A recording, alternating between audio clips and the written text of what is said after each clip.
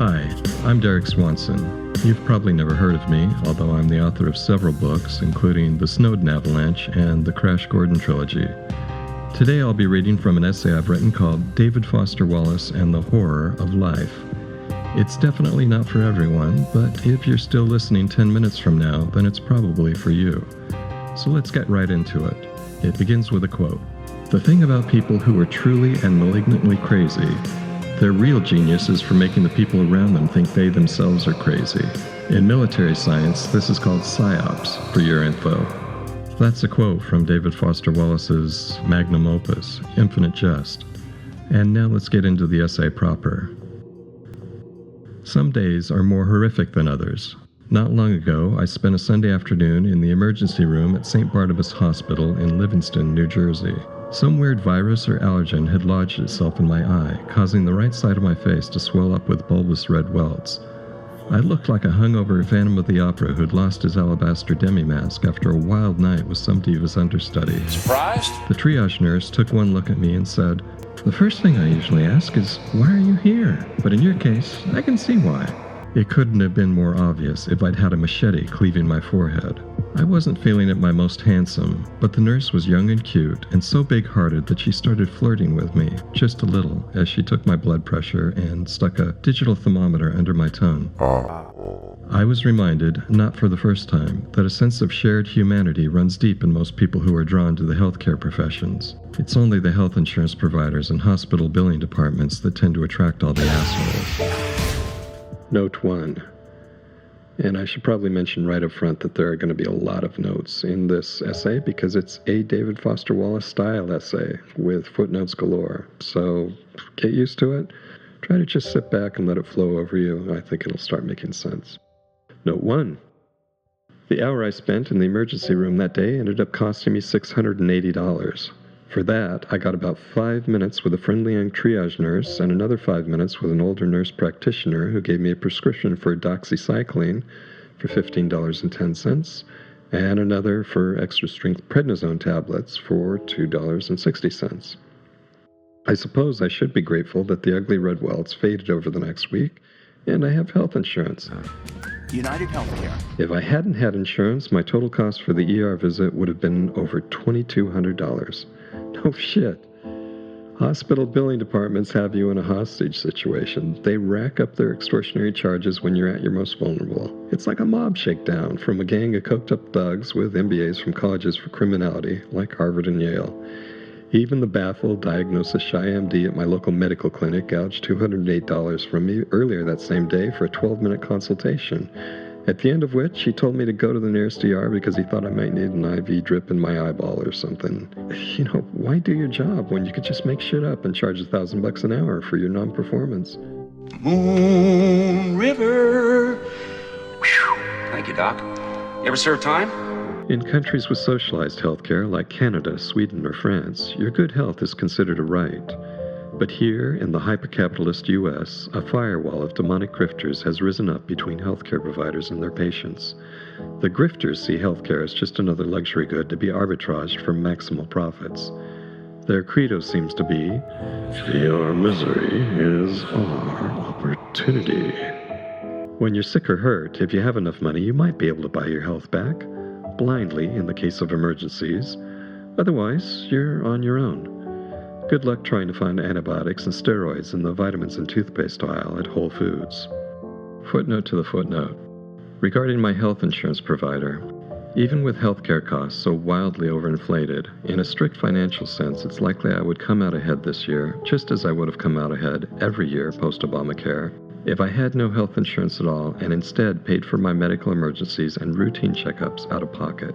My family health insurance plan now requires monthly premiums of $1,612, or $19,344 for a full year. And for that, we get no prescription drug coverage and only a 70% reimbursement on any costs incurred after we've met the sky-high deductible. In other words, I'm paying well over $20,000 a year for a health insurance plan that will leave me bankrupt anyway, if anyone on that plan ever becomes seriously ill or injured. So what's the point?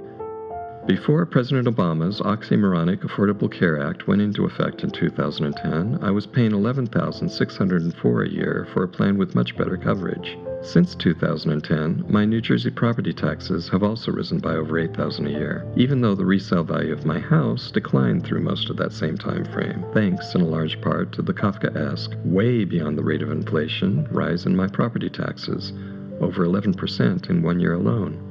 The chiselers are in charge everywhere, as Jim Harrison wrote just before he died.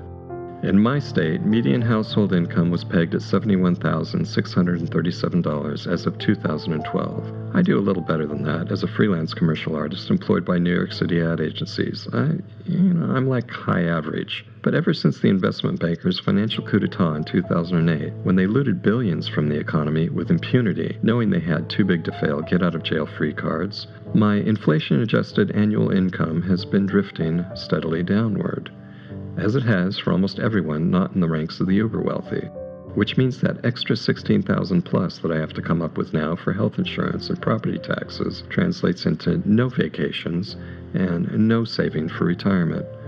I'm not alone. According to a recent CNBC article, 78% of full-time workers now live paycheck to paycheck, and most of them are in debt. High average just isn't good enough anymore. It's kind of like finding out your high average according to the care and structural maintenance of your penis manual sent out by the Army Corps of Engineers to every American boy on his 13th birthday. There's little comfort in that fact if everyone you know is getting screwed by sociopathic, superhung porn stars. Return to main text. My vital signs checked out okay, so the nurse told me not to worry, but she thought it might be a while before a doctor could see me. She left me sitting alone in a corner of the ER that was set off from the main area by two dingy hospital curtains that she didn't bother to close on her way out. For idle entertainment, I could use my one good eye to watch the hospital staff going about their business. At one point, 3 EMTs in short-sleeved shirts hustled past the curtains, pushing a gurney occupied by a shriveled, white-haired old woman wearing an oxygen mask. She reminded me of a cruel but funny passage I'd recently highlighted in David Foster Wallace's Infinite Jest, which I'd been rereading in ebook format over the past month during my daily train commute into Manhattan. The passage begins on page 953 in my signed hardcover edition, when Hal Incandenza recalls his brother Oren's description of their paternal grandmother as she was dying from emphysema. Oren reports she'd looked like an embalmed poodle, all neck tendons and tight white curls and eyes that were all pupil. Oren had also liked to recreate for us the spooky kyphotic hunch of himself's mother in her wheelchair, beckoning him closer with a claw, the way she seemed always caved in over and around her chest as if she'd been speared there. An air of deep dehydration had hung about her, he said, as if she osmosized moisture from whoever came near. When the nurse was off, a small silver bell was apparently hung from the arm of the old lady's wheelchair, to be rung when she could not breathe. A cheery silver tinkle announcing asphyxiation upstairs. That passage encapsulates much of what I love and also kind of despise about David Foster Wallace's writing. There's no denying the guy could bang out a clever sentence. A cheery silver tinkle announcing asphyxiation upstairs. I mean, how cool is that? But that cleverness was offset by Wallace's tendency to get bogged down in show-offy digressions, obscure terminology, and seemingly endless recursive interior monologues from amoral drug addicts and solipsistic depressives experiencing hellish bouts of pain, tedium, or violence. Long sections of the book bored me in the same way that reading certain parts of the Bible or Finnegan's Wake bored me. I've had similar experiences with other near indigestible chunks of the David Foster Wallace corpus like Host, or Authority and American Usage, or The Depressed Person, or Everything and More. Try reading those texts on less than 2 quarts of coffee and you'll see what I mean. Look, I know it's considered clueless or insufferably haughty to say such things about the post-suicide David Foster Wallace, one of our more prominent suffering saints of literature. But hey, I'm not the only one. No less an authority than the New York Times famed book critic Michiko Kakutani called out Wallace's writing in his posthumous The Pale King as, by turns, breathtakingly brilliant and stupefying dull. While fellow literary superstar Dave Eggers wrote in an early 1996 review of Infinite Jest, Though set against an epic landscape of environmental toxicity and corporate insinuation, at its core, Infinite Jest is an intimate and bleak portrait of the human fallout caused by a weak-willed country interested in only pleasing itself. Exploring the lives of those enslaved by TV, drugs, alcohol, and emotional dependence, David Foster Wallace paints a picture, one character at a time, of the decline of a culture paralyzed by its need for escape and its willingness to die in the pursuit of happiness. But the book is more about David Foster Wallace than anything else. It's an extravagantly self-indulgent novel, and page by page, it's often difficult to navigate. Besides frequently losing itself in superfluous and wildly tangential flights of lexical diarrhea, the book suffers under the sheer burden of its incredible length. At almost 1,100 pages, it feels more like 3,000. Eggers has since overcome that snark-inspiring first impression. In 2006, he wrote a fawning introduction to the 10th anniversary edition of Infinite Jest, which I found kind of amusing. Was Eggers being brazenly two-faced, or just succumbing to the pressures of commerce? You be the judge. We want to pretend you died. The book is 1,079 pages long, and there is not one lazy sentence. The book is drawn tight and relentlessly smart. And though it does not wear its heart on its sleeve, it's deeply felt and incredibly moving. Page by page, line by line, it is probably the strangest, most distinctive, and most involved work of fiction by an American in the last 20 years. At no time while reading Infinite Jest are you unaware that this is a work of complete obsession, of a stretching of the mind of a young writer to the point of, we assume, near madness. Yeah, okay, Dave, so whatever. My point here is that not everyone was on board the DFW train prior to his suicide in 2008, or even after it in the case of the imperious M. Kakutani and other bookish eminences. Note 2. Another famous dissenter, Harold Bloom, said of Wallace and his magnum opus, "You know, I don't want to be offensive, but Infinite Jest is just awful. It seems ridiculous to have to say it. He can't think. He can't write. There's no discernible talent. Stephen King is Cervantes compared with David Foster Wallace. We have no standards left." However, I suspect that was just some heavy-handed lit crit blowback prompted by David Foster Wallace's japes in Infinite Jest that mocked Professor H. Bloom's The Anxiety of Influence as, quote, stupefyingly turgid-sounding shit, unquote. Writers are a notoriously thin-skinned lot and prone to feuding. But Bloom made an interesting point about our internet age of mind-manipulating entertainment and attention span splintering technology. "It's sort of a dark time," he said, following his Wallace takedown. "Imaginative energy. It's very difficult to sum it up when there are so many distractions. There's a kind of Gresham's law at work in literature. The bad drives out the good." More about that later. Return to main text. Not everyone was on board the DFW train prior to his suicide in 2008, or even after it in the case of the imperious M. Kakutani and other bookish eminences. The fact remains, however, that the world bestowed just about as much literary cachet on Wallace as anyone ever gets. He was reviewed in all the top-tier corporate media outlets. College professors added his books to their curriculum, and grad students wrote thesis papers about him. He was pen pals with important writers of our time, like Don DeLillo and Jonathan Franzen, etc., etc. Today, David Foster Wallace is generally thought of as a heroic, tragic figure, a suicidal genius with a slew of publishing industry awards and a MacArthur Genius Grant to prove the genius part. If you're young, you might be forgiven for thinking of DFW as the Kurt Cobain of international prestige lit. But in my middle-aged opinion, I don't think he serves as a particularly great role model. The DFW Guide to Living, based on his actual life choices rather than his self-consciously sappy Kenyon College commencement address, could be summed up as, become a slave to multiple addictions. Alcohol, pot, chewing tobacco, monoamine oxidase inhibitors, daytime TV, loneliness, sex. Write bloated books, Hang yourself while still young and leave a good-looking, bandana-brow-wrapped corpse. Note 3. In reference to David Foster Wallace's addiction to sex.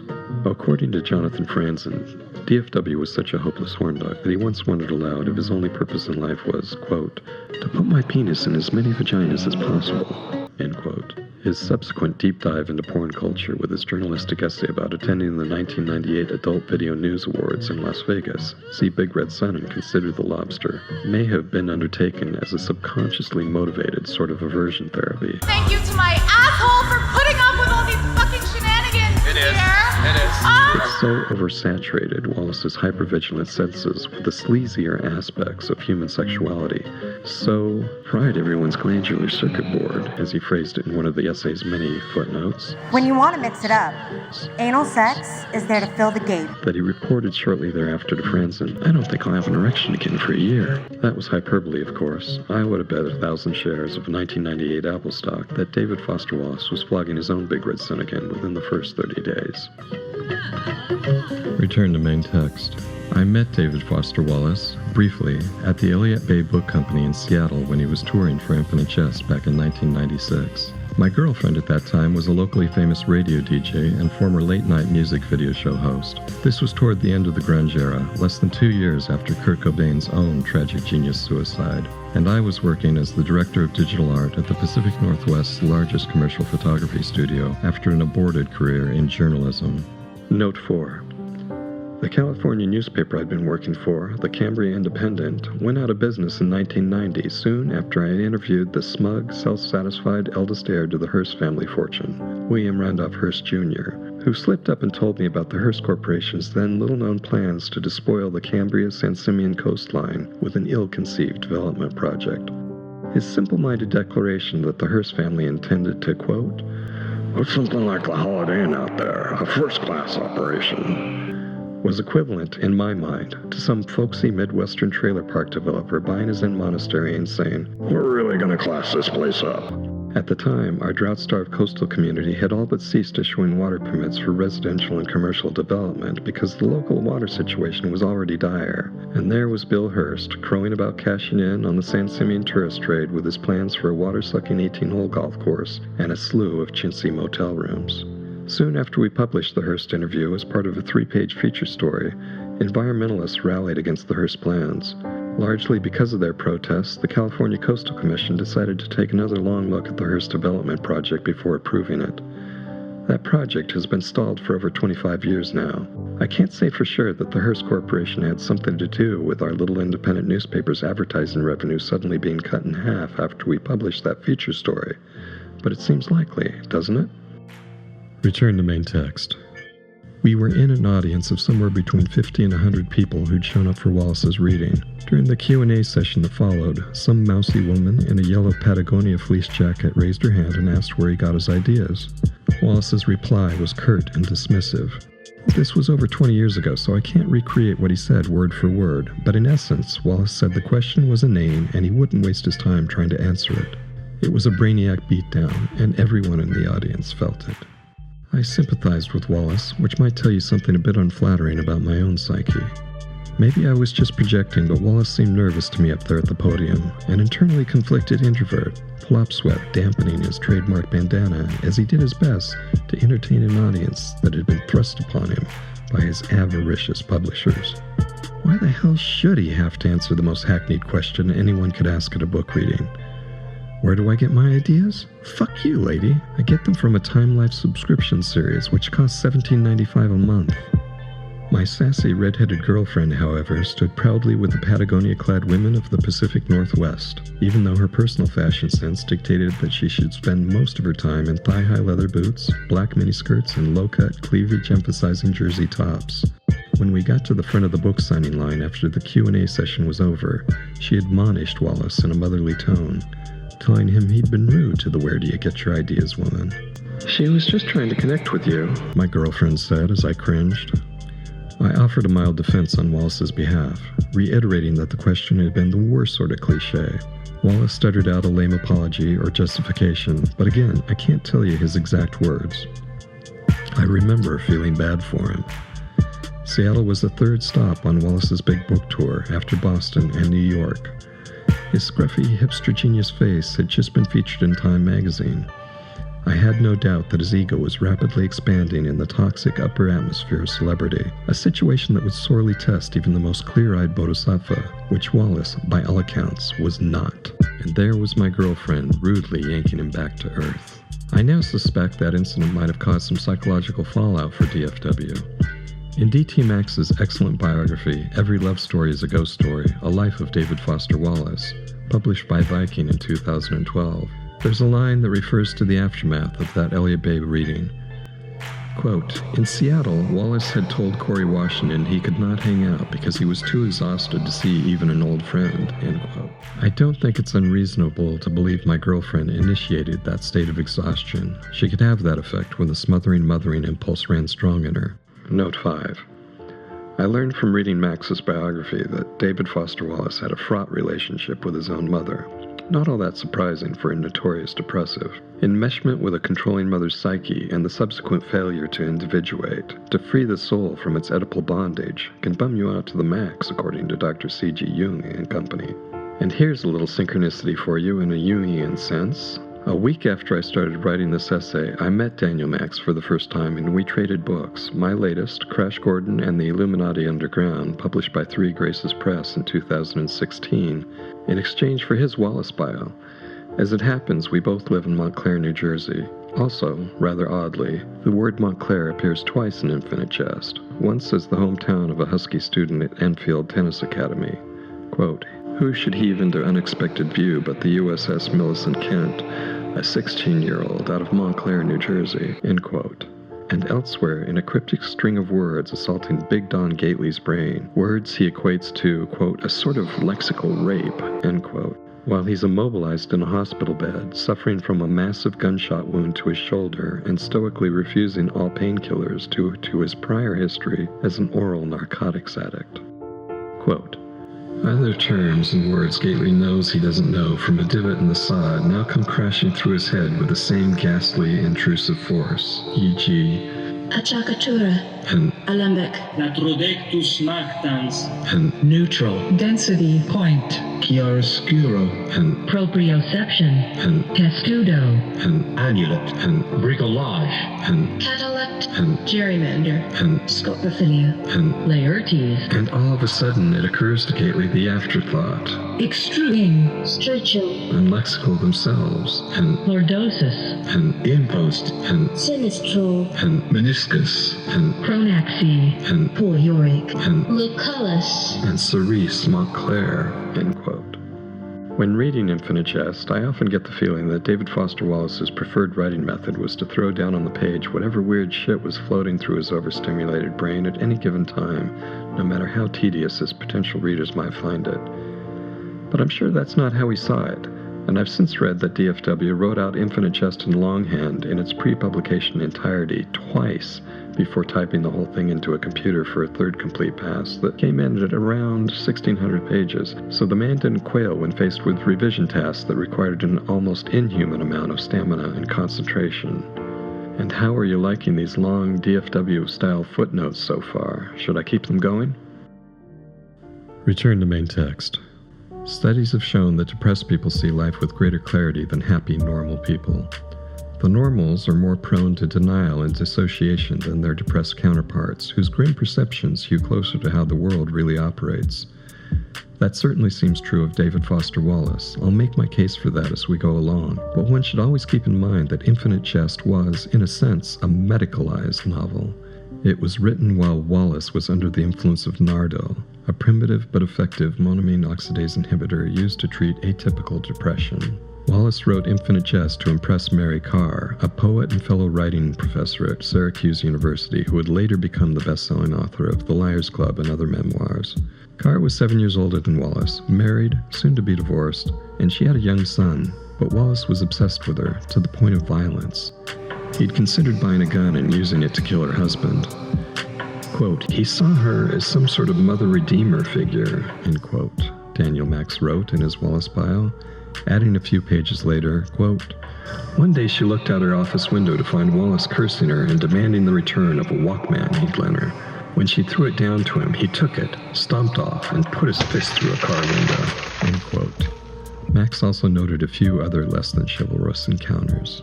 Quote, One night, Wallace tried to push Karr from a moving car. Soon afterward, he got so mad at her that he threw her coffee table at her. He sent her $100 for the remnants. She had a friend who was a lawyer write back to say she still owned the table.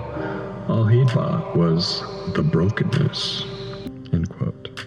So we're not talking about the most emotionally stable individual ever to be thrust upon the world stage as a distinguished novelist, although others have done worse, of course.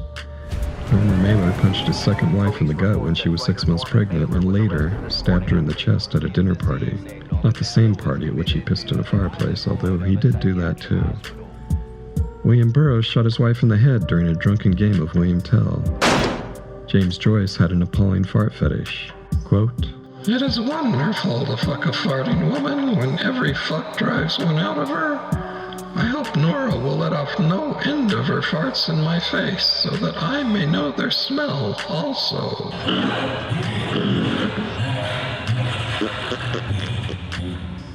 End quote. Samuel Beckett, who began his writing career as Joyce's presumably mouth-breathing secretary, was merely depressed, like Wallace, but he never let anyone forget it. Bret Easton Ellis, another writer associated with emotional instability and moral depravity, once spent a few days in 2012 trashing David Foster Wallace on Twitter. Note 6.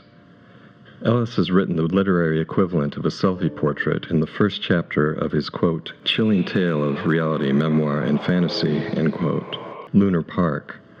It really should be read in full, but just to give you a feel for the Didion-esque depravity Ellis has lived through, here's an excerpt. Quote, I was on display. Everything I did was written about. The paparazzi followed me constantly. A spilled drink in Nell suggested drunkenness in a page 6 item in the New York Post. Dining at Canal Bar with Judd Nelson and Robert Downey Jr., who co-starred in the movie adaptation of Less Than Zero, suggested, quote, bad behavior, end quote. True, but still. An innocuous script reading with Ali Sheedy over lunch at Paleo was construed as a sexual relationship.